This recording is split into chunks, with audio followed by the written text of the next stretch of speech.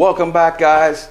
If you're new to the channel, new to watching, I'm Josh, JC Cycle, and today we are in the shop of TPJ Customs, who is currently kind of building a Goldwing Dyna that you may have seen in some of our other videos. So we're up here just kind of checking in and talking about some things, taking a look at it, getting some updates. So let me introduce you. This is Bryan, TPJ Customs. What's going on? So yeah, just kind of wanted you guys to be able to meet the talented Bryan and kind of introduce him. Why don't you tell us about yourself? So yeah, we've been doing this for about 15 years now. Been in the world championships a couple times, been in magazines and all that stuff. Basically what we do here is we take raw material and turn it into a complete motorcycle from the frame up. So start with the tubing, get all our dimensions, make sure everything works the way it's supposed to. That's going to come in big on this project too. And then creating a whole new bike that is rideable and fast, you know. Everything's real durable, everything's kind of overdone, but real simple, simplistic, I guess. We're building an FXR right now for the Virginia City Roundup that most people will not notice all the little things, but guys like Josh and a bunch of the other guys will definitely know, you know, what we've done and what's different.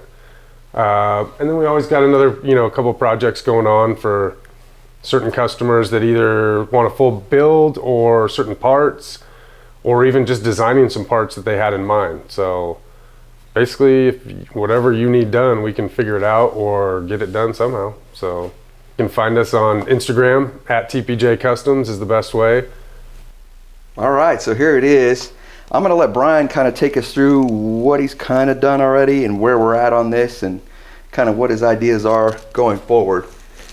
Yeah, so Josh came up and said he wanted to blend the two frames. So basically that's, you know, you got to find the starting point. The starting point was good on this one because the Honda had a nice big chunk right behind the neck, be able to cut that straight down, and then took basically the top section of the Dyna frame off and sliced it right into place. And in the back, we're gonna have to make some nice cool mounts that'll mount right to the Goldwing frame, and then but it'll keep all the same OEM measurements and everything from the Dyna.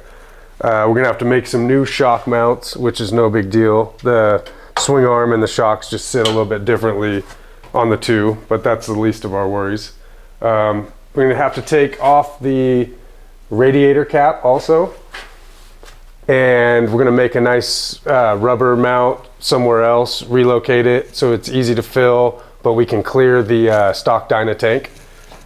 These frame rails will come off once everything gets welded in place, and then we'll make it more structural back here so it's just as strong as it ever was. It should have the same dimensions as the Honda Goldwing did, which was only about a degree off from the Dyna. So it'll handle like the Goldwing did, but it'll look pretty close to the Dyna without having any issues.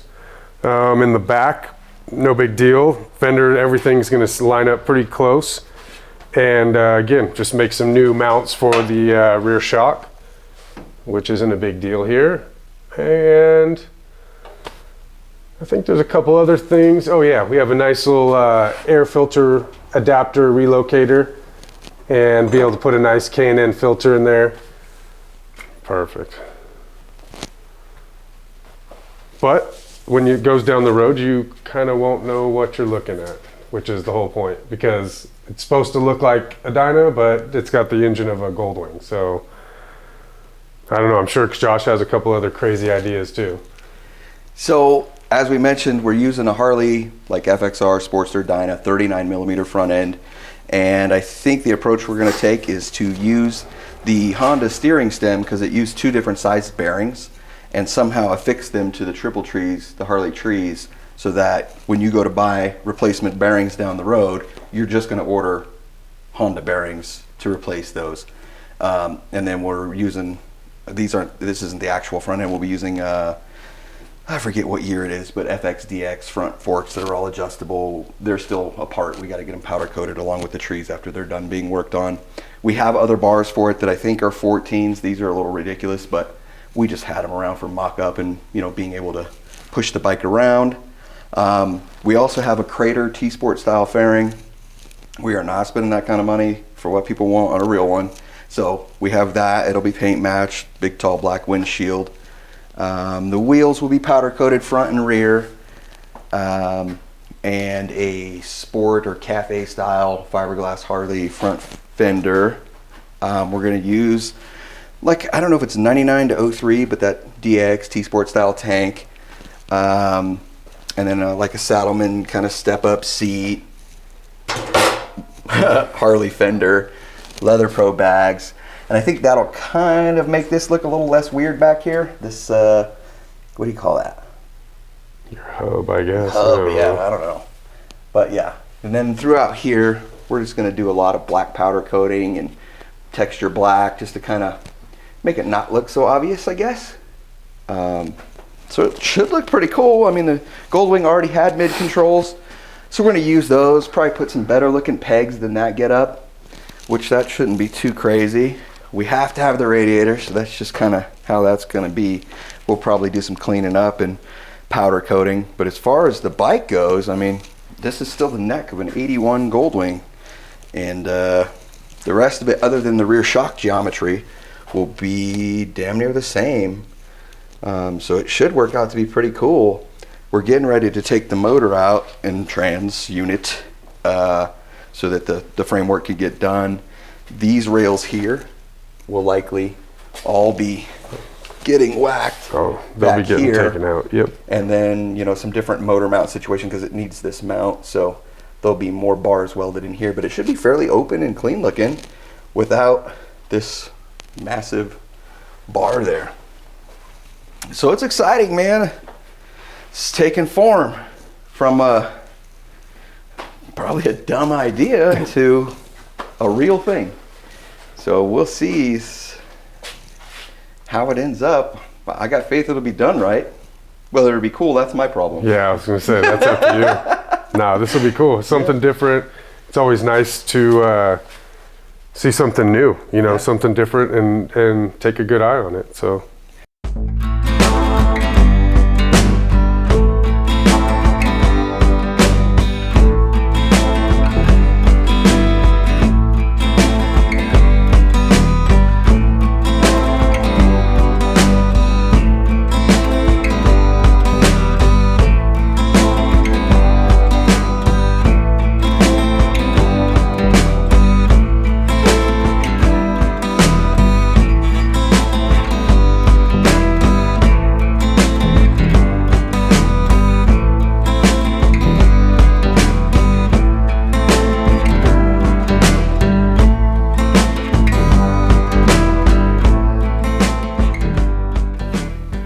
All right, well, if you want to show us around, maybe show these people some of the things that you're into, what you're working on, that'd be cool. Yeah, no worries. These are some of the bikes that we've done for the past.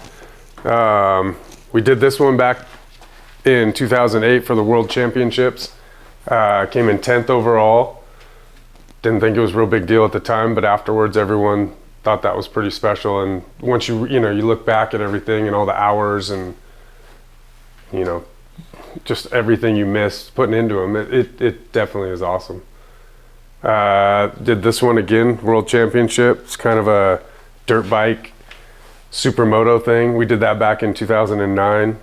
I love dirt bikes. I came from that background, but I used to race supermoto, so it just seemed like a fit with the V-twin engine in there. It was nasty sounding. A couple other bikes we did for some guys that again, full customs from the ground up.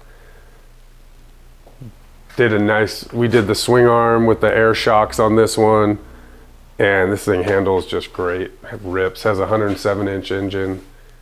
One of the most comfortable bikes to ride.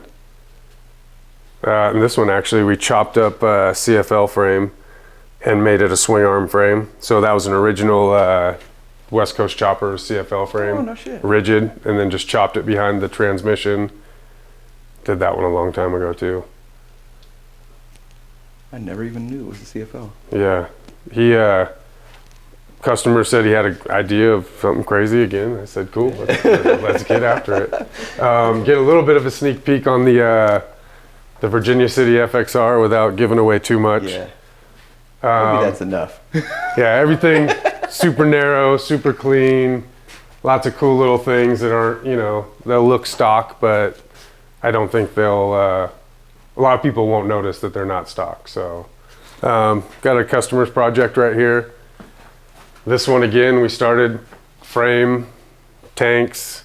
He had a prior bike that was all together like a 2000s chopper. And so we took all the parts out of it, the main parts, ordered some really, really nice wheels, and made everything else. So basically it has a stance, you know, it's a rigid, but it's, you know, like a performance rigid, I guess. We've done a BST? Yeah, BST, carbon fiber wheels. Sick. Yeah. You know, why would you not want those on the chopper, right? Yeah, anything. Yeah. We did, I mean, I'll turn you over here real quick, but this, the one on the wall here was basically the first version of this one I did. That's the same bike? No, it's yeah, basically I built that bike and this guy loved that bike so much that he said he wanted the sister bike, basically. Got it. So ordered the BSTs, you know, again, rigid. It's gonna have a lot of the same features, but it's, you know, a lot of updated things, and you know, it's gonna weigh absolutely nothing. I think that bike weighed like 415 pounds, you know, with a 107-inch freaking motor. Yeah. What's this one?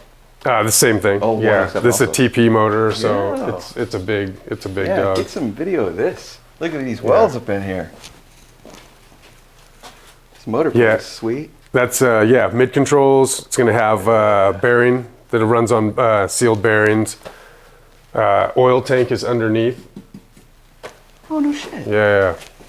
Okay. So it leaves this all open and clear. Yeah. Some of the shit's off of it already for powder coat, but basically you gotta knock out a motor mount. Bottom of the tank. Yeah, I like that.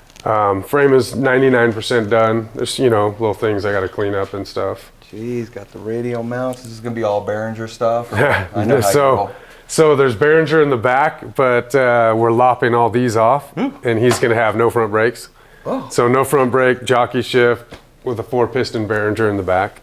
Okay. Yeah. Hey, Yeah. everybody's got their little thing. Yeah, those wheels are bitch. Yeah. Wow. That original one had no front brake either. So. Oh yeah. So I mean, I used to ride the shit out of that thing. Yeah. What is this? Like a 200 or what? Yeah, 200, 5.5, 18, 5.5, 200, Avon.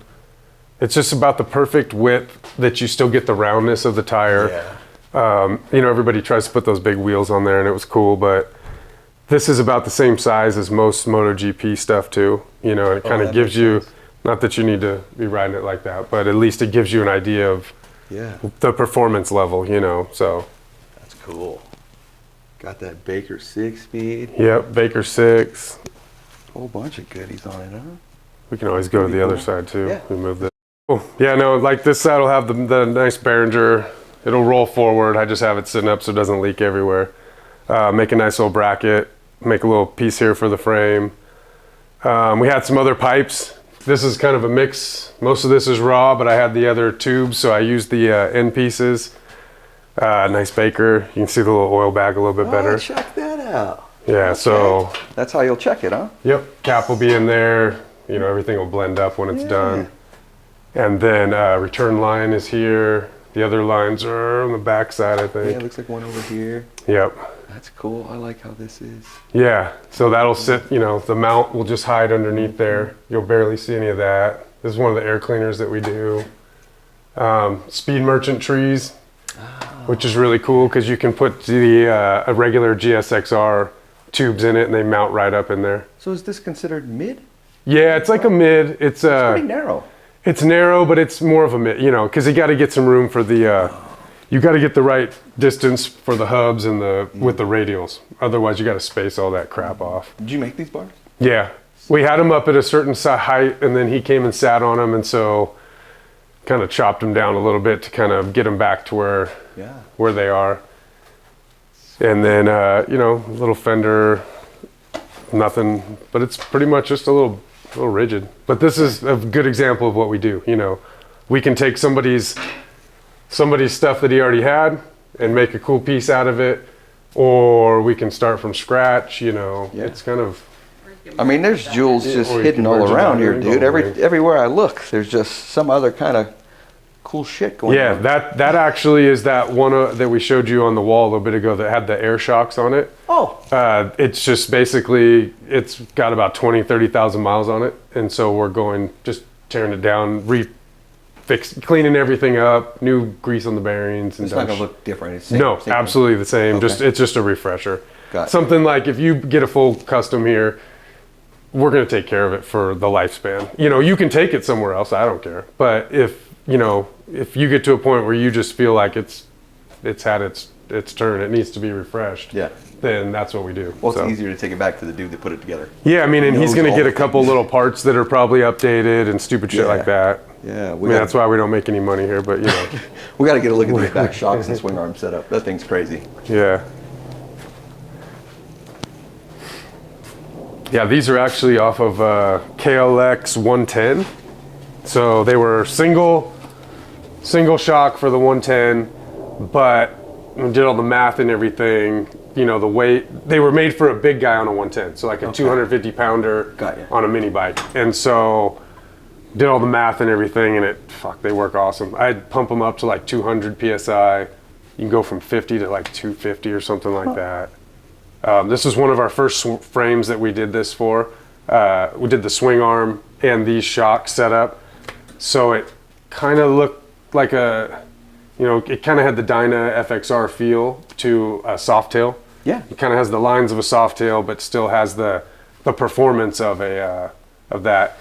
On the swing arms, we do all the steering head bearings, so tapered bearings. So when everything's in there and locked tight, I mean, there's no twist, there's no, when you're going through the corner, nothing's moving and shaking. So this thing I've ridden to Sturgis before, I've ridden it to Vegas, a couple other like good rides before he got it, or after he got it and he let me use it a couple times. So it's very, very comfortable. Fucking rips like on the corners. He has a big ass 230 on it though, which is way too big, but the way we made everything, it still rolls over, There's not that big, huge push in the turn, so. Super cool. Yeah. So what is it that you do when you're not building bikes? Usually riding this fucking KTM, or it looks as of now, rebuilding the KTM. Yeah. I got about 30,000 miles since I bought it on it.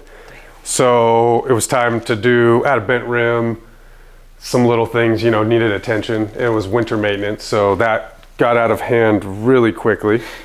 Ended up sending my shocks and forks to Race Tech for the full everything that could drain my wallet, I guess. But it's gonna be so awesome now. Behringers all around, new calipers, Galfer rotors, new Garmin GPS. Ended up having to make a whole bunch of parts for it to mount up all the Behringer stuff because they don't have a direct fit. So I had to make a bunch of adapters, spacers for the rotors, and all sorts of stuff like that. So then I went crazy and even, new rear brake lines. But like you made these risers. Yeah, did the risers. Actually, I'll show you later in the front, we did a Clearwater headlight.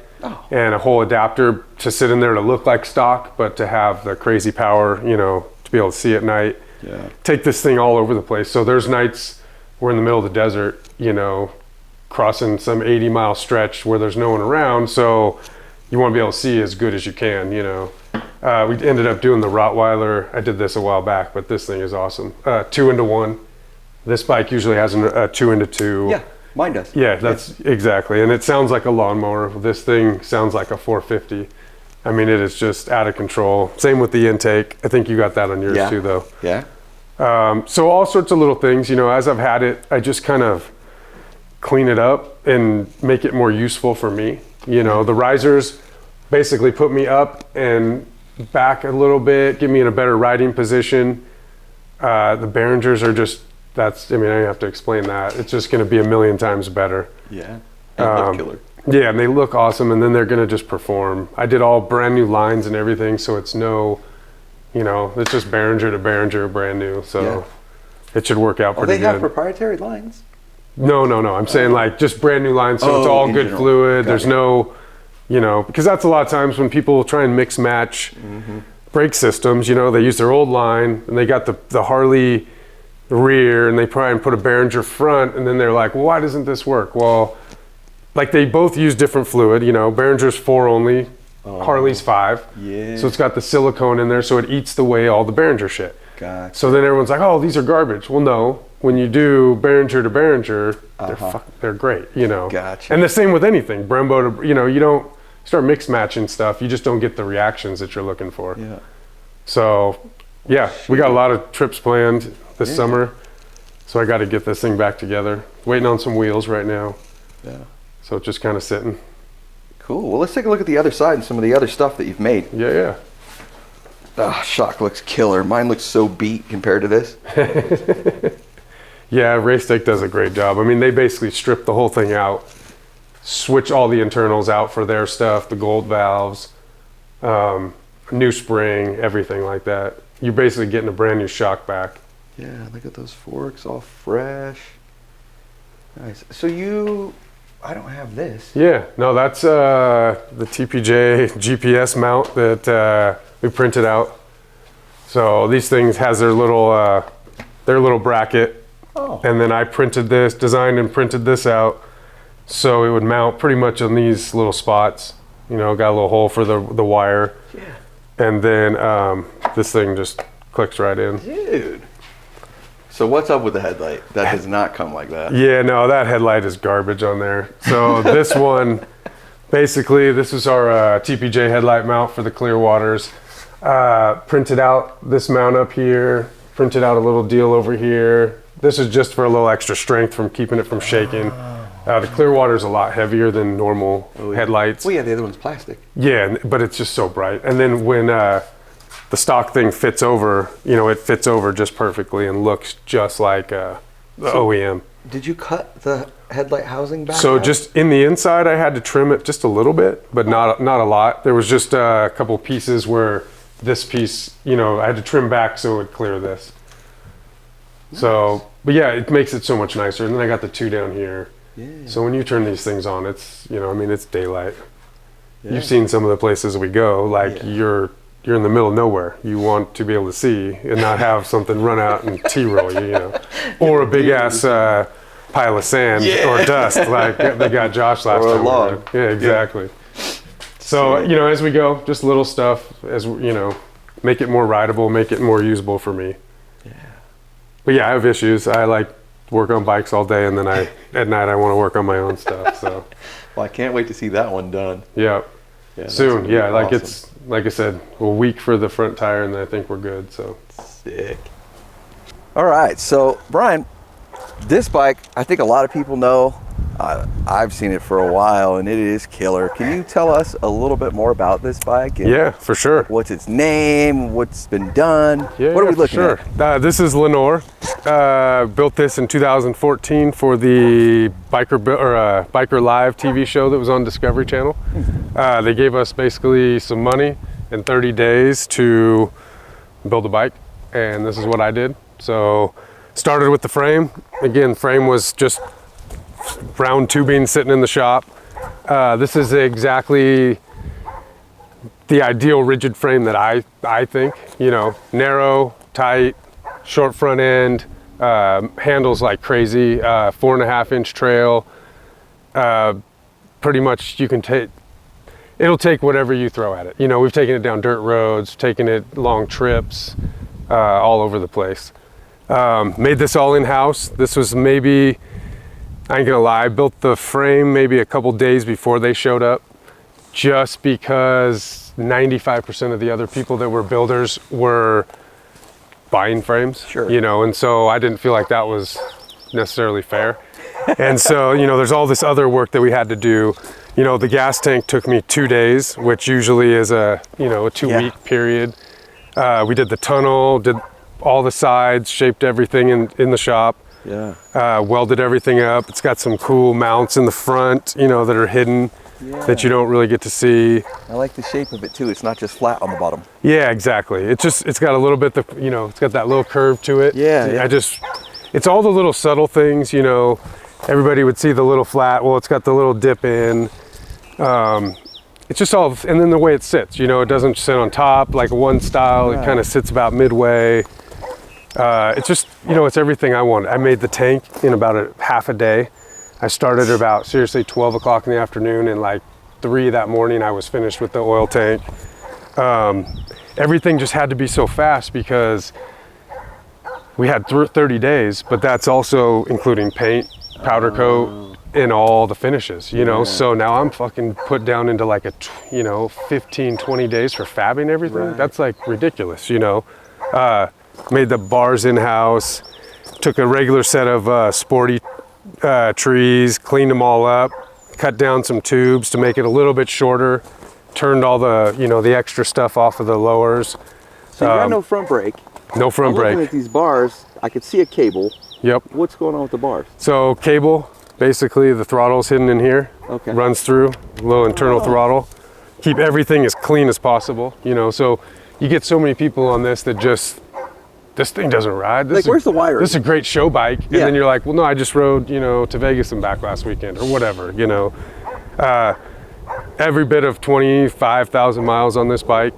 I've done Sturgis, Vegas, you know, all the different spots like that. We bend the seat pan in-house with our special die that I'll show you later. It's pretty funny, but can't release that secret. Anyway, it sits your ass in the perfect spot. You know, you just basically cradle right there. It's a rigid, so when you hit the big bumps, you still got to lift up a little bit, but your positioning, you don't get anything that hurts after a long ride, you know. And you've got, looks like you made those mid controls. Yeah, for sure. These are all in-house again. Starter button right up here. Oh shit. Mids with the Behringer, all that stuff. Little LED. All of our mids are run on bearings. So on the other side, we'll take that. We'll look at that later. Again, dual-sided sealed bearings. So for strength and for, you know, just the easeability of everything. Yeah. So this has basically a brake in the back. We got a 6-piston Behringer. This thing locks, I mean, it locks it up. You're doing, like, you feel like you're on a BMX bike after a while when you're sliding sideways and stuff. And else, you know, the fender, all the little stupid little things we made in-house. Pipes were all made in-house. So what motor and trans is this? This is an S&S 113. Okay. And this is a Baker, their power box. Okay. And so basically it's 10 times the transmission that we'll ever throw at anything on this bike. Yeah. But it's got the hydraulic clutch. Okay. You know, it's their special, the whole case was all machined. So it's not like cast like a normal yeah. Every piece on that was like machined in-house. Gotcha. Just got a lot of cool stuff. The black bike wheels, you know, everything, they're all made in the USA. They withstand all the abuse that we give it, you know. Who makes that air cleaner? That's TPJ. I mean, that's just one of ours. This cool. Has an internal, it screws on and off. Wondering. Yep. Okay. Realistically, the filter's probably too small for the motor. Yeah. But for what this is, I mean, it just has the perfect look to it, you know. So you've got a hydraulic clutch. Where's the clutch? Clutch is on the other side, foot clutch. Yeah, let's check it out. Want to roll it around? Are you good? Oh no, that's good. Okay. Yeah. I see what you So got we hid going the on. hydraulic clutch right up above here. Again, we got the bearing, you know, my bearing system here that we do. Everything rides out on a rod, so everything's super strong, super easy to use. Foot clutch. Hand shift. Yep. Okay. No front brake.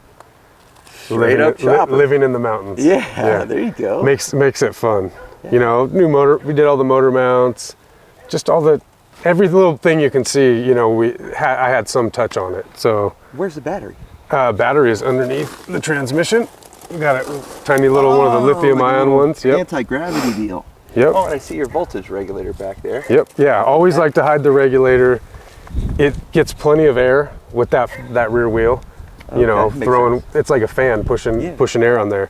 But I like to put them in, you know, wherever we can that still gets enough air, keeps them cool. So Cool. Did you make the neck from there, or you just yeah, no, this is all everything. like grooved? Yeah, just gave it a little different look. You know, everybody, you have the same like little neck on everything, so just something different.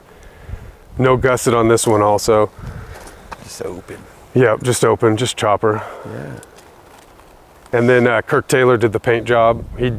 I gave that to him. Man, I bet he did this paint job in like 3-4 days at the most. Damn. And then we got our nice seat that we had hand stitched to kind of Super cool. show our roots. Yeah. Nobody really knew what the TPJ was for the longest time. Yeah. This was the first bike that we put it on. You know, I figured it was on the TV show. Makes sense. It's about time, and it was this bike I built for myself because, you know, when you're a bike builder, you have all these people that want certain things done, and you rarely get to build something that you just want. Right. Well, I had this thing in my head for probably even before I started building bikes, you know, just the perfect stance of what a chopper for me looked like. Yeah.